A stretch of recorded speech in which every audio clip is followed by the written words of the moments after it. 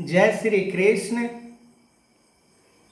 भगवान श्री कृष्ण अर्जुन का संवाद भागवत के 3रा अध्याय में शुरू में अर्जुन प्रश्न करते हैं कि हे जनार्दन,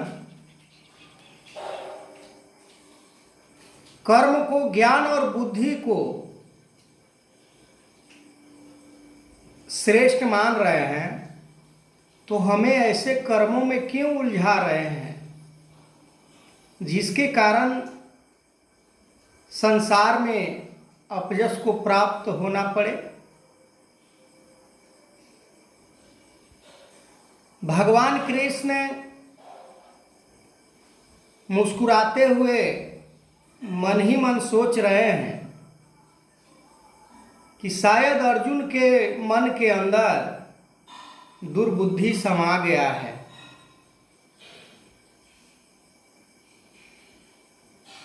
गलत को सही करके देखना और सही को गलत करके देखना, अर्जुन अपने दृष्टि से देख रहे हैं कि मैं युद्ध करूंगा तो यह धर्म ही है, युद्ध नहीं करूंगा तो धर्म है। पर अर्जुन के लिए निर्धारित जो कर्म कर्तव्य बनाया गया था, उस कर्तव्य के बारे में शायद अर्जुन सोच नहीं रहे हैं और गलत गलत भावनाओं से युक्त होकर वो बातें कर रहे हैं। पर उनके लिए जो धर्म था वो युद्ध था, युद्ध करना ही उनका धर्म था और उसी को वो गलत समझ रहे हैं कि यह अधर्म हो सकता है।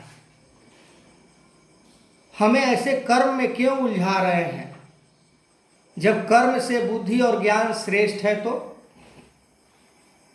भगवान कृष्ण अर्जुन को समझाते हैं कि अर्जुन, एक कायरता वाला बुद्धि को त्याग करो। इस बुद्धि से न लोक सुखी हो सकता है, न परलोक सुहेला हो सकता है। इस बुद्धि से संसार में तुम यश प्राप्त नहीं कर सकते हो। जो तुम्हारे बुद्धि के अंदर भलाई के रूप में बुराई प्रवेश कर गया है, तुम इसको समझ रहे हो कि युद्ध करना बुराई है, पर ये बुराई नहीं, ये तुम्हारे लिए भलाई है। इसी में तुम्हारा भला छुपा हुआ है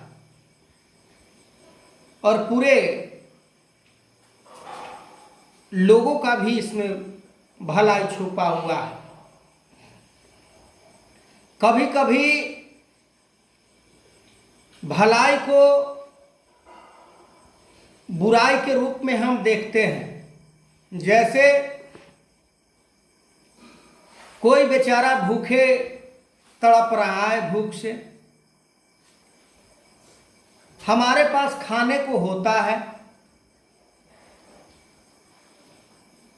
पर हम समझते हैं कि उसे हम दे दें तो हमारे पास क्या बचेगा खाने के लिए। नहीं देना बुराई है, दे देना भलाई है।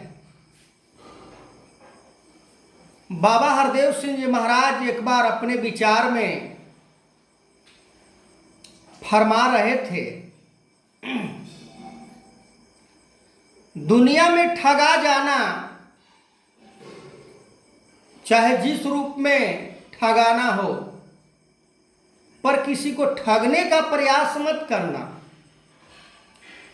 ठगने का सोच भी नहीं मन के अंदर लाना। पर आज देखा जाता है कि हर जगह ठगने के लिए ही लोग जगह जगह पर बैठे हुए हैं।